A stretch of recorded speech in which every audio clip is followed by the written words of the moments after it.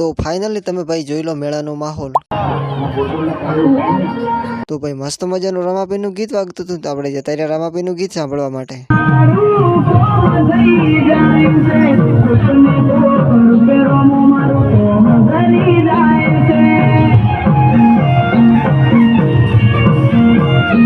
રામાપીની જય બોલાવી દીધી ભાઈ। હમણાં બેવફા વાળી રીલ બનતી હતી, પણ તમારો ભાઈ આ કામથી સેટો રહે। પછી તમારો ભાઈ હતો એટલે ચકડોળ દોવા માટે।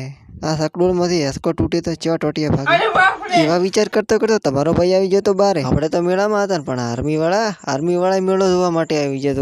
હું તો મજાક કરું છું, આર્મી વાળા તો રક્ષા કરે આપણા દેશ, તો આપણા દેશની આન બાન શાન છે। પછી તમારો ભાઈ આવી જતો આ ડોહા બાપા હે। तो देखो ये गोभी मस्त कटेगी, देखो सलाद बनाओ।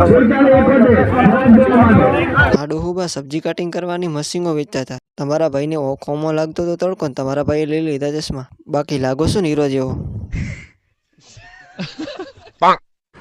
વરાઈ નહીં ચકડોળ પાસે આવીને વરાઈ નહીં વિચાર ચાલુ થઈ ગયા। પણ મેળામાં બાકા ચીકી બોલતી હતી હો। પછી તમારા ભાઈએ મોઢે બધી નશો રૂમાલ। ચકડોળ આટલી સ્પીડથી ભમતું હતું તમે જોઈ લો। આ તડકાના તે બધા બાકા ચીકી બોલાવતા હતા હો મેળામાં। આ છે મારા આગા બાપુનો છોકરો, તે એ મળી ગયો, એ મારે તેમ ચશ્મા પહેરતા હતા જુઓ। એટલે તોય ભાઈ હીરા દેવા લાગે, કોઈ કહેતા નહીં।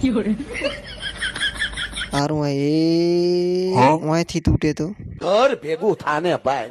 સપરેડા ગામમાંથી આવી જતા અમારા સાળો।